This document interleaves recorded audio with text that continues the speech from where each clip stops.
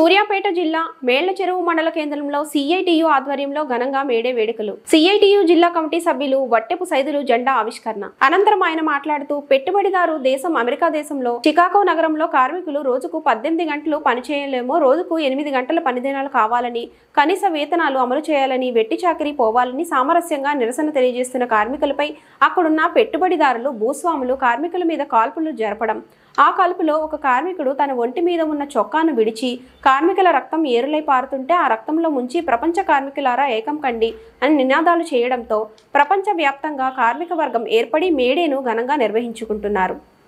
కేంద్రంలో బీజేపీ ప్రభుత్వం అధికారంలోకి వచ్చి 10 సంవత్సరాల కాలంలో కార్మిక వ్యతిరేక చట్టాలను తీసుకువచ్చి కార్మికులపై అనేకమైన శ్రమ దోపిడీకి గురి చేస్తున్నారని అన్నారు.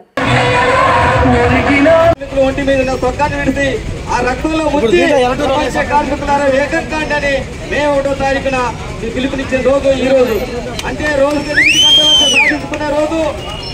కార్మిక హక్కులు దేశవ్యాప్తంగానే రాష్ట్ర వ్యాప్తంగా సిఐటియు ఇవాళ కార్మికులు ఈ దేశంలో మోడీ ప్రభుత్వం అధికారంలో 10 సంవత్సరాల కాలంలో కార్మికులు పోరాడు సాధించుకున్న చట్టాలను ఇవాళ 26 చట్టాలు ఉంటే సిఐటియు నాయకత్వాన మన మేళ్లచెరువు మండల కేంద్రంలో ఘనంగా నిర్వహించుకోవడం జరుగుతున్నది.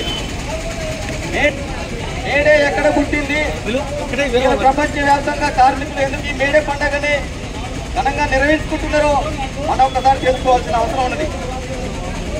పెట్టుబడిదారు దేశం అమెరికా నగరంలో చికాగో నగరంలో 1886లో చికాగో నగరంలో వేల మంది కార్మికులు అక్కడ పనిచేస్తున్న సందర్భంగా అక్కడ యాజమాన్యం కానీ భూస్వాములు కానీ పెట్టుబడిదారులు కానీ రోజుకు 18 గంటలు పని చేయాలి అని అనేక ఆంక్షలు పెట్టి కార్మికుల మీద పని దోపిడీ చేయడం జరిగింది. కానీ కార్మిక వర్గం ఈ రోజుకు 18 గంటలు పని చేయలేము, రోజుకు 8 గంటల పని కావాలి, కనీస వేతనం కావాలి, కష్టాన్నక ఫలితం రావాలి, శ్రమ దోపిడీ పోవాలని కార్మికులు పెద్ద ఎత్తున చికాగో నగరంలో నిరసన తెలియజేస్తున్న సందర్భంలో అక్కడ ఉన్న భూస్వాములు పెట్టుబడిదారులు పారిశ్రామికవేత్తలు ఆ కార్మికుల మీద కాల్పులు జరపడం జరిగింది.